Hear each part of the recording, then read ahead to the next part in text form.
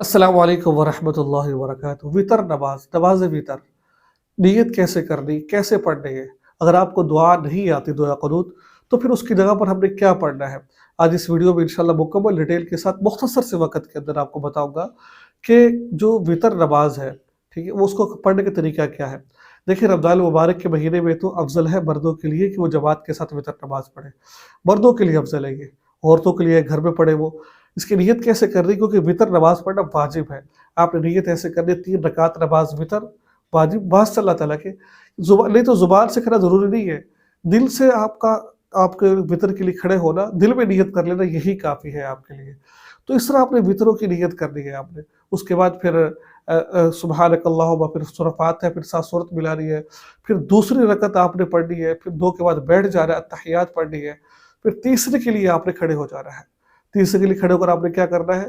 پھر آپ نے الحمدللہ سے شروع کرنی ہے، پھر شروع کرنے کے بعد پھر آپ نے یاد رکھیں جو 2 کے بعد بیٹھنا ہے، اس پہ اتحیات مکمل نہیں پڑھنی ہے، بلکہ اتحیات کہاں تک پڑھنی ہے؟ اشہد ان لا الہ الا اللہ واشہد ان محمدا عبدہ ورسولہ، یعنی کہ دوسرے کلمے تک ہم نے اتحیات پڑھنی ہے، مکمل نہیں پڑھنی۔ اس کے بعد پھر آپ نے کھڑے ہو جانا ہے، پھر سبحانک الحمدللہ سے شروع کر رہے ہیں، سبحانک اللہ سے الحمدللہ سے شروع کر رہی ہے، پھر 7 سورت ملانی ہے، پھر آپ نے اللہ اکبر کہنا ہے، ٹھیک ہے، اللہ ہاتھ اٹھا رہے ہیں، پھر آپ نے دعا قنوت پڑھنی ہے۔ اور دعا قنوت یہ حدیث پاک میں بڑی کثرت آئی ہے، اللہم انا نستعینک ونستغفرک ونؤمن بک ونتوکل علیک ونثنی علیک الخیر، اس کی بڑی کثرت آئی ہے، آپ اس کا اہتمام کیجیے۔ اگر آپ کو دعا قنوت یاد نہ ہو، ساتھ ساتھ یاد کرتے رہیے، اور دعا قنوت وطروں میں پڑھنا واجب ہے۔ اگر کسی کی دعا قنوت رہ گئی ہے تو وہ دعا قنوت یاد کرے، ٹھیک ہے، اس کی نماز نہیں ہوگی۔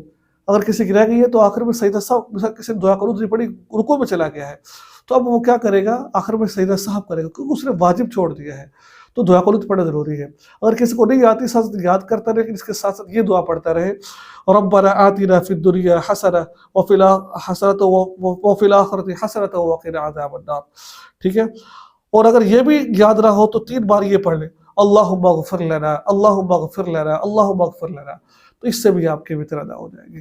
تو یہ تھی آج کی ویڈیو، مجھے امید ہے کہ آپ کو بات سمجھ آ گئی ہوگی، دعا میں یاد رکھیے گا۔ السلام علیکم ورحمۃ اللہ وبرکاتہ۔